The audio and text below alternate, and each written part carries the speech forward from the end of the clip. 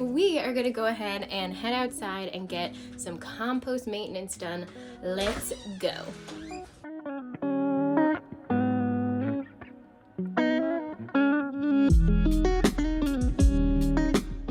You guys, it's snowing. It's so lovely. All right, so I'm just gonna grab this fiberglass hoop over here and I'm gonna go put it over by the other ones. Quick side note, if you use those fiberglass hoops in the garden, do not leave them out over the winter. I did that with mine last year and they just got completely worn out and they started to, the coating, the protective coating on them started to chip, and now I'm getting fiberglass splinters in my hands. So you guys are gonna stay here and keep an eye out on the raised bed for me while I go grab that compost and dump it in this bad boy. Okay. Work smarter, not harder. Check underneath for surprises. Okay, 1, 2, 3. Are you ready for the reveal?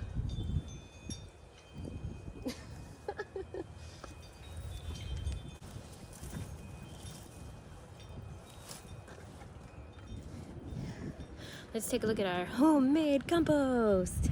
Not bad, my guy. Not bad.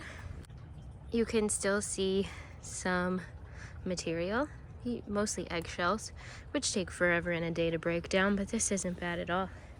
We're gonna go ahead and spread it out now. Oh, this is good. This is good. This is great organic matter. This is fantastic. There she is, looking good.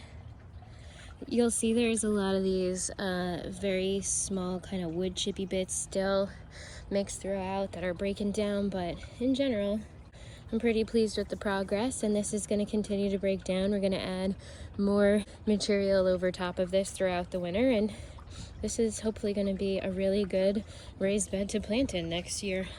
It's really hard to get instantly good raised bed soil unless you're just lucky like that. Maybe you have a really good compost supplier, or your soil is just naturally fertile and it hasn't been depleted. But typically for a backyard gardener, we have to work at it, man. We have to work really hard to build up the soil in these developments where it's mostly builder's sand and clay. So she works hard for the soil. Gosh, that's gonna be in my head all day now. She works hard for the soil, so you better treat her right. Almost forgot to grab this. We started walking that way and I was empty-handed. Ha ha ha ha ha. There's a lot of larger blackberry canes and things like that in here that we need to take out. And inside there, I really need to take out the loose organic matter and put it into here, because what I like to do is flip it into this garbage can here so that it can mature, if you will.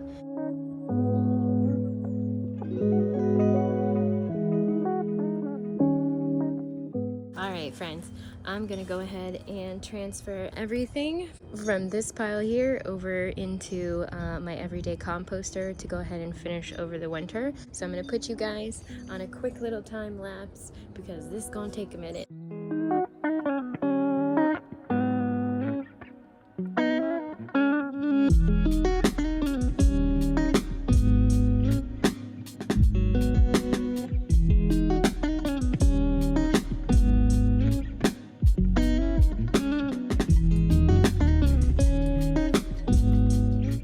We filled up as much as we could here on this little, what is this, 30 gallons, probably a 30-gallon container. So I've got all of this left here.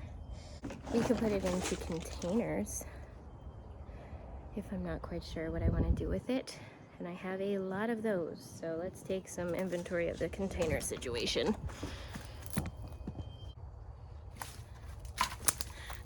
All the buggies and the worms in the container ate all the cardboard, but did not eat these little plastic pieces of tape, I guess, that were left on the package. They ate all around it.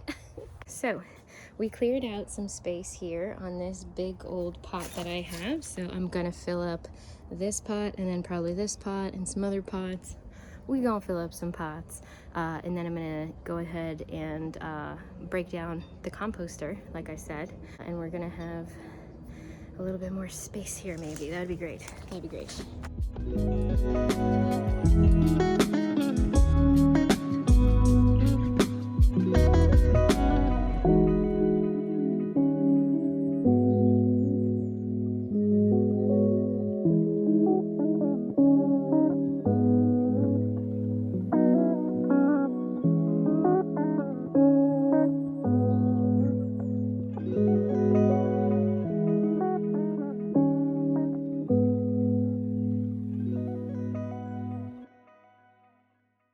Oakley dokley. So we have got our containers all split now and filled up with the homemade compost by yours truly.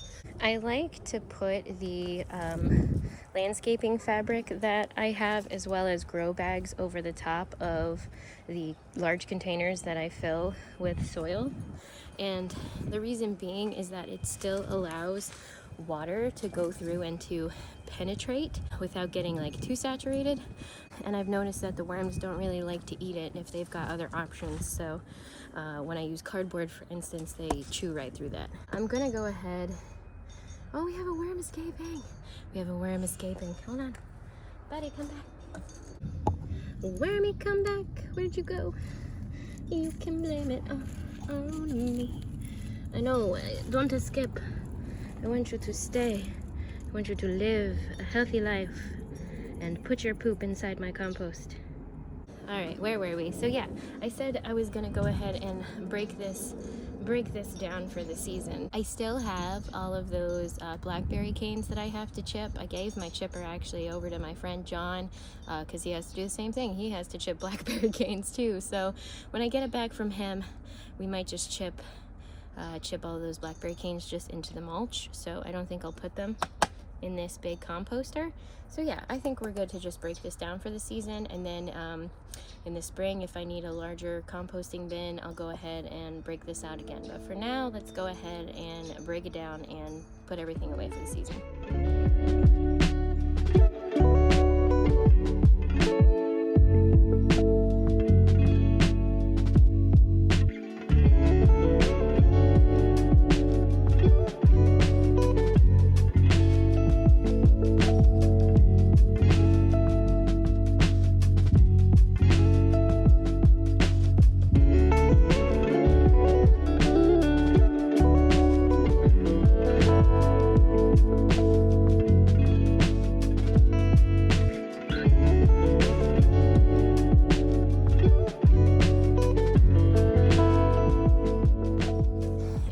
Perfect?